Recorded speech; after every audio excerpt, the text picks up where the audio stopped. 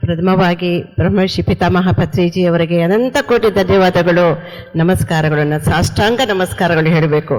ಯಾಕಂದ್ರೆ ಎಲ್ಲೋ ಇರೋಳನ್ನ ಎಲ್ಲಿ ಕರ್ಕೊಂಡ್ಬಂದ್ರು ಅಲ್ವಾ. ನನ್ನ ಅನುಭವ ಹೇಳಿದ್ರೆ ಆಶ್ಚರ್ಯ ಆಗುತ್ತೆ, ನನಗೆ ಆಶ್ಚರ್ಯ ಆಗುತ್ತೆ. ನನ್ನ ಜೀವನ ಹೆಂಗೆ ಯೂಟರ್ನ್ ತಿರುಗಿಬಿಟ್ಟಿದೆ ಅಂತ ನನಗೆ ಗೊತ್ತಾಗ್ಲಿಲ್ಲ. ಅಷ್ಟು ಚೆನ್ನಾಗಿ ಅವರು ನಮ್ಮನ್ನ ಒಂದು ಶಿಲ್ಪಿ ತರ ಇದ್ದು ಅವರು ನಮಗದೆಲ್ಲ ನನ್ನೊಬ್ಬಳೇ ಅಲ್ಲ, ಲಕ್ಷಾಂತರ ಜನ ಅವರು ಮಾರ್ಗದರ್ಶನ ನೀಡಿದ್ದಾರೆ ಅಲ್ವಾ. ನಾನು ಹುಟ್ಟು ಬೆಳೆದಿದ್ದು ಹೈದರಾಬಾದು. ಸೊ ನನಗೆ ಮಾತೃಭಾಷೆ ಕನ್ನಡ ಏನೋ ಮಾತಾಡ್ತಿದ್ವಿ, ಕನ್ನಡ ಅಕ್ಷರ ಯಾವತ್ತೂ ನೋಡಿಲ್ಲ ನಾನು. ಇಲ್ಲಿ ಬೆಂಗಳೂರು ಮದುವೆ ಆದ್ಮೇಲೆ ಬೆಂಗಳೂರು ಬಂದ ಮೇಲೆ ಕನ್ನಡ ಅಕ್ಷರ ನೋಡಿದೆ. ಸ್ವಲ್ಪ ಸಿಸ್ಟರ್ಲಿ ಲ್ಯಾಂಗ್ವೇಜ್ ತೆಲುಗು ಅಂಡ್ ಕನ್ನಡ, ಆದ್ರಿಂದ ಸ್ವಲ್ಪ ಬೇಗ ಬುಕ್ ತಂದ್ಕೊಂಡು ಕಲ್ತ್ಕೊಂಡ್ಬಿಟ್ಟಿದ್ದೆ. ಯಾಕೆ ಮದುವೆ ಆದ ಜಸ್ಟ್ ಸುಧಾ ಮಯೂರ ಬುಕ್ ಓದಬಹುದು ಅಂತ, ಅದಕ್ಕೆ ಹೊತ್ತೋಗಲ್ವಲ್ಲ, ಆ ಥರ ಮಾಡಿದ್ದೆ ನಾನು. ಬಟ್ ಆನಂತರ ನಾನು first standard teacher, Kannada teacher ಆಗಿದ್ದೆ, ಕಲ್ತ್ಕೊಂಡು ಮಾಡೋದು. ಸೊ ಅದು ಧ್ಯಾನ ಕಸ್ತೂರಿಗೆ ನಾನು ಟ್ರಾನ್ಸ್ಲೇಟ್ ಮಾಡಕ್ಕೆ ಉಪಯೋಗ ಆಯ್ತು. ಅದು ತುಂಬಾ ಖುಷಿ ಆಯಿತು ನನಗೆ. ಮುಂಚೆಯಿಂದನೇ ನೋಡಿ ಹೆಂಗೆ ಬರ್ತೀವಿ ಅಂತ ಅಲ್ವಾ. ಅಲ್ಲದ್ರೆ ನನಗೆ ಕನ್ನಡ ಬರ್ತಿರ್ಲಿಲ್ಲ. ಡಾಕ್ಟರ್ ಸತ್ಯನಾರಾಯಣ ಅವರೆಲ್ಲ ಕೂಡ ತುಂಬಾನೇ ನನಗೆ ಗೈಡ್ ಮಾಡಿದ್ದಾರೆ, ಹೇಗೆ ಬರಿಬೇಕು ಏನು ಅನ್ಕತೆ, ಒಳ್ಳೊಳ್ಳೆ ವರ್ಡ್ಸ್ ಎಲ್ಲ ಕೊಟ್ಟು ಅವರು ಪ್ರೋತ್ಸಾಹ ನೀಡಿದ್ದಾರೆ. ಆ ರೀತಿ ನಾನು ಮಾಡ್ಕೊಂಡ್ ಬಂದಿದ್ದೆ. ಅದೊಂದೇ ಅಲ್ಲ ರೀ, ಅನಂತರ ನಾನು ಪುಸ್ತಕಗಳು translate Telugu to Kannada, Kannada to Telugu, Hindi to Telugu ಕೂಡ ಮಾಡಿದ್ದೆ. ನನಗೆ ಸ್ವಲ್ಪ ತೆಲುಗು, ಹಿಂದಿ, ಕನ್ನಡ, ಇಂಗ್ಲಿಷ್ ಸ್ವಲ್ಪ ಬರುತ್ತೆ ಅಷ್ಟೇನೆ. ಬಟ್ ಅದರಲ್ಲೇನೆ ನಾನು ಕಲ್ತ್ಕೊಂಡು ಬರೀತಾ ಹೋಗಿದ್ದೇನೆ. ಆ ರೀತಿ ಪತ್ರಿಜಿ ಅವರ ಪ್ರೋತ್ಸಾಹದಿಂದಲೇ ಇವೆಲ್ಲ ನಡೆದಿದೆ, 100% ಶೋರ್. ಆ ರೀತಿ ಇತ್ತು. ಅನಂತರ ಆಡಿಯೋಸ್ ಮಾಡೋಣ, ವಿಡಿಯೋಸ್ ಮಾಡೋಣ ಅಂತ ಅನಿಸ್ತು. ಆಡಿಯೋಸ್ ವಿಡಿಯೋಸು ಸುಮಾರು ವರ್ಷ ಮಾಡಿದ್ದೀನಿ. 5 ವರ್ಷ ಧ್ಯಾನ ಕಸ್ತೂರಿಗೆ ಆಯ್ತು, 5 ವರ್ಷ ಆಡಿಯೋಸ್ ವಿಡಿಯೋಸ್ ಆಯ್ತು. ಅನಂತರ 30 ಸಲ ಟಿವಿನಲ್ಲಿ ನನಗೆ ಚಾನ್ಸ್ ಸಿಕ್ತು. ವುಮೆನ್ ಪವರ್ ಬಗ್ಗೆ,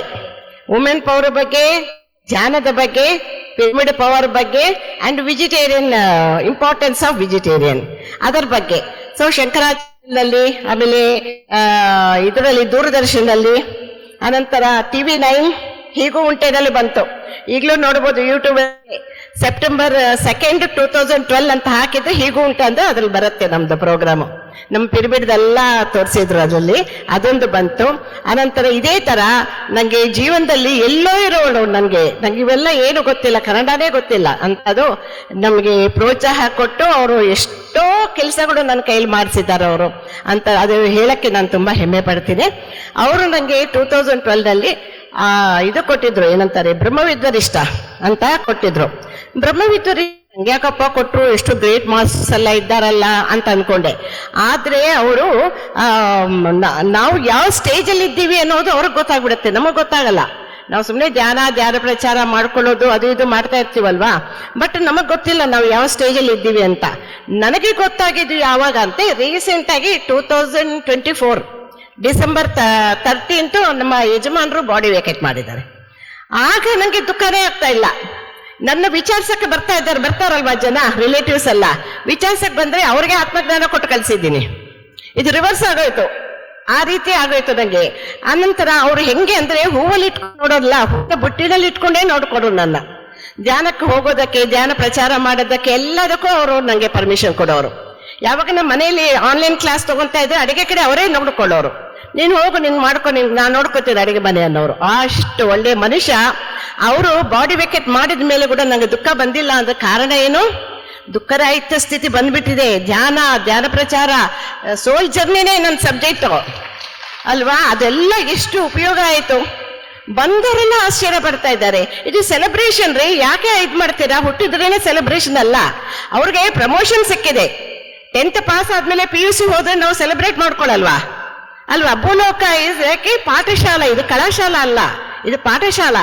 ಆದ್ದರಿಂದ ಇಲ್ಲಿ ಯಾರು ಪಾಠ ಕಲ್ತಿರ್ತಾರೋ ಅವ್ರಿಗೆ 10th ಆದ್ಮೇಲೆ PUC ಅಂತ ಹೋಗ್ತಾರೆ. ಅದೇ ತರ ನಮ್ಮ ಯಜಮಾನರು ಕೂಡ ಹೈಯರ್ ಲೋಕಸ್ ಹೋಗಿದ್ದಾರೆ, ಪ್ರಮೋಷನ್ ಸಿಕ್ಕಿದೆ.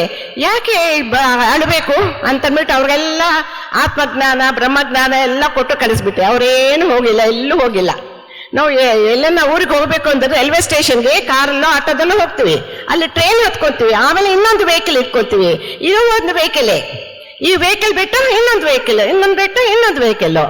ಋಣ ತೀರಿದ ತಕ್ಷಣ, ಭೂಲೋಕದ ಋಣ ತೀರಿದ ತಕ್ಷಣ ಹೋಗ್ಬೇಕು ಅಲ್ವಾ? ಅನಂತರ ತಿರ್ಗಾ ಬೇರೆ ಕಡೆ ಋಣ ಇರುತ್ತೆ, ಅವ್ರದ್ದು ಪಾರ್ಟ್ ಬೇರೆ ಕಡೆ ಇರುತ್ತೆ, ಅವ್ರು ಕಲಿಯೋ ಪಾಠಗಳು ಬೇರೆ ಕಡೆ ಇರುತ್ತೆ ಅಲ್ವಾ? ಆ ರೀತಿ ಇರೋದ್ರಿಂದ ಇದೆಲ್ಲ ಜ್ಞಾನ ಗೊತ್ತಾಗಿದೆ ನಂಗೆ. ಆದ್ದರಿಂದ ನಂಗೆ ದುಃಖ ಅನ್ನೋದು ಆಗ್ಲಿಲ್ಲ. ತುಂಬಾ ಹ್ಯಾಪಿ ಆಗಿದೆ. ನನ್ನ ಪೂರ್ತಿ ಜೀವನ ಪಾಸ್ ಮಾಡ್ಕೊಂಡು ಹೋಗ್ತಾ ಇದ್ದೀನಿ. ನಂಗೆ ಮಾಸ್ಟರು ಲಕ್ಷ್ಮಿ ಅಂತ ಇದ್ದಾರೆ, ನನ್ನ ಫ್ರೆಂಡು. ಅವರವರು ಮೆಡಿಟೇಟರು. ಅವರು ಡೈಲಿ ಬರ್ತಾರೆ, ನಾ ಒಬ್ಬಳೇ ಇರ್ತೀನಿ ಅಂತ ಅಂದ್ಬಿಟ್ಟು. ಮಕ್ಕಳು ಬರೀ US UK ನಲ್ಲಿ ಇದ್ದಾರೆ ಮಕ್ಕಳು, ನಾ ಒಬ್ಬಳೇ ಇದ್ದೀನಿ ಈಗ ಅಂತ. ನಾ ಬರ್ತೀನಿ ಅಂತ ಅಂದ್ಬಿಟ್ಟು ಕರೆದೆ, ಅಮ್ಮ ಬರ್ತೀಯಾ ಅಂತ. ಆಯ್ತು ಮೇಡಮ್ ಬರ್ತೀನಿ ಅಂತ ಅಂದ್ಬಿಟ್ಟು. ನೋಡಿ ಮಾಸ್ಟರ್ಸ್ ಹೆಂಗೆ ಅರೇಂಜ್ ಮಾಡ್ತಾರೆ ನಮ್ಗೆ. ರಾತ್ರಿ ಬರ್ತಾರೆ, ಬೆಳಿಗ್ಗೆ ಎದ್ದು ಹೋಗ್ತಾರೆ. ರಾತ್ರಿ ಮೂನ್ ಮೆಡಿಟೇಷನು, ಬೆಳಿಗ್ಗೆ ಸನ್ ಮೆಡಿಟೇಷನು ಮಾಡ್ಕೊಂಡು ಅವರು ಏನೇನೋ ಕ್ಲಾಸಸ್ ಅಟೆಂಡ್ ಮಾಡ್ತಿರ್ತಾರೆ. ಎಂತ ಮಾಸ್ಟರ್ನ ದೇವ್ರು ನಂಗೆ ಕೊಟ್ಟಿದಾರಲ್ವಾ. ಸಜ್ಜನ ಸಾಂಗತ್ಯ, ಅದೇ ಸಜ್ಜನ ಸಾಂಗತ್ಯ. ಧ್ಯಾನ, ಸಜ್ಜನ ಸಾಂಗತ್ಯ, ಮತ್ತೆ ಸ್ವಾಧ್ಯಾಯ, ಆಚಾರ್ಯ ಸಾಂಗತ್ಯ, ಇವೆಲ್ಲ ಕೂಡ ನಮಗೆ ಪತ್ರಿಜಿ ಹೇಳ್ಕೊಟ್ಟಿದ್ದಾರೆ. ಅದರಿಂದ ಬರೋ ಫಲ ಏನು ಅಂತ ಹೇಳಿದ್ದಾರೆ. ಇವತ್ತು ಬೆಳಗ್ಗೆ ಮೆಸೇಜ್ ಅವರು ಅದೇ ಅಲ್ವಾ ಕೊಟ್ಟಿದ್ದು. ಅರಿಹಂತ, ಬೋಧಿಸತ್ವ, ಬುದ್ಧ ಅಂದ್ರೆ ಏನು? ಅರಿಹಂತ ಅಂದ್ರೆ ನಾನು ಧ್ಯಾನ ಮಾಡಿ ನಾನು ದುಃಖರಹಿತ ನಂಗೆ ಸಿಕ್ತಪ್ಪ ಆಗೋಯ್ತು, ಅರಿಹಂತ ನಿರ್ವಾಣ ಸ್ಥಿತಿ ಅಲ್ವಾ? ಆಮೇಲೆ ಬೋಧಿಸತ್ವ ಅಂದ್ರೆ ಏನು? ನಾನು ಬೆಂಗಳೂರು ಇಂಡಿಯಾನಲ್ಲಿ ಎಲ್ಲ ಹೇಳ್ತಾ ಇದ್ದೀನಿ, ತಿರುಗುತ್ತಾ ಇದ್ದೀನಿ, ಅದು ಬೋಧಿಸತ್ವ. ಪರಿನಿರ್ವಾಣ ಅಂತಾರೆ. ಅನಂತರ ಮಹಾಪರಿನಿರ್ವಾಣ ಬರ್ಬೇಕು ಅಂತಂದ್ರೆ ಏನ್ ಮಾಡ್ಬೇಕು? ದೇಶ ವಿದೇಶಗಳಲ್ಲೂ ಹೋಗ್ಬೇಕು. ಈಗ ನಮ್ಗಾಗಲ್ಲ ಹಂಗೆ ಅಂತ ಅಂದ್ಬಿಟ್ಟು ಪೂರ್ವ ಕಾಲದಲ್ಲಿ ಬುದ್ಧ ಅವರೆಲ್ಲ ಜಸ್ಟ್ ನಡ್ಕೊಂಡು ಹೋಗಿ ಪ್ರಚಾರ ಮಾಡೋರು. ಈಗ ಫ್ಲೈಟ್ ಅಲ್ಲಿ ಮಾಡ್ತಾ ಇದ್ದಾರಲ್ವಾ? ಅದೇ ತರ ನಾವು ಏನ್ ಮಾಡ್ಬೇಕು? ಆನ್ಲೈನ್ ನಲ್ಲಿ ಕಡೆ ಹೋಗ್ಬೋದು. ಆನ್ಲೈನ್ ಕ್ಲಾಸ್ ಮಾಡಿದ್ರೆ ದೇಶ ವಿದೇಶಗಳು ಯಾರು ಬೇಕಾದ್ರೂ ಕೇಳಿಸ್ಕೋಬೋದಲ್ವಾ? ಸೊ ಆ ರೀತಿ ಕೂಡ ನಾವು ಮಾಡಬಹುದು.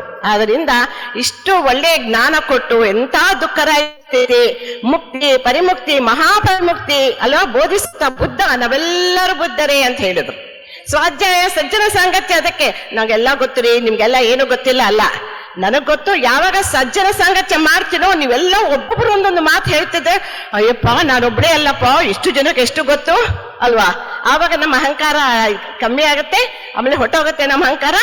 ಆವಾಗ ನಿಮ್ಗೆಲ್ಲ ಗೊತ್ತು, ನಂಗೂ ಏನೋ ಸ್ವಲ್ಪ ಗೊತ್ತು, ನಾನು ಗೊತ್ತಿರೋದು ನಿಮ್ಗೆ ಹೇಳ್ತೀನಿ, ನೀವು ಗೊತ್ತಿರೋದು ನಂಗೆ ಹೇಳಿ. ಆಗ ಇನ್ನೂ ಬೇಗ ನಾವು ಮುಕ್ತಿ ಸ್ಥಿತಿಗೆ ಹೊಟ್ಟೋಗ್ಬೋದಂತ ಇಷ್ಟು ಒಳ್ಳೆ ಜ್ಞಾನ ಕೊಟ್ಟು ನಮ್ಮನ್ನ ತುಂಬಾ ತುಂಬಾ ತುಂಬಾ ಹೈಯರ್ ಲೆವೆಲ್ಗೆ ತಂದೆ ಇಟ್ಟಿದ್ದಾರೆ ಅಂತ ಮಹಾ ಪುರುಷನಿಗೆ ನಾನು ಸಾಷ್ಟಾಂಗ ನಮಸ್ಕಾರ ಮಾಡ್ತೀನಿ. ಅನಂತ ಕೋಟಿ ಧನ್ಯವಾದಗಳನ್ನ ಪತ್ರಿಜಿ ಅವ್ರಿಗೆ ನಾನು ತಿಳಿಸ್ಕೊಡ್ತೀನಿ. ಧನ್ಯವಾದಗಳು. Happy thoughts. PMC Kannada channel ಅನ್ನು ಲೈಕ್ ಮಾಡಿ, ಶೇರ್ ಮಾಡಿ, ಸಬ್ಸ್ಕ್ರೈಬ್ ಮಾಡಿ ಮತ್ತು ಮಾಡಿಸಿ. ಎಲ್ಲರಿಗೂ ಧನ್ಯವಾದಗಳು.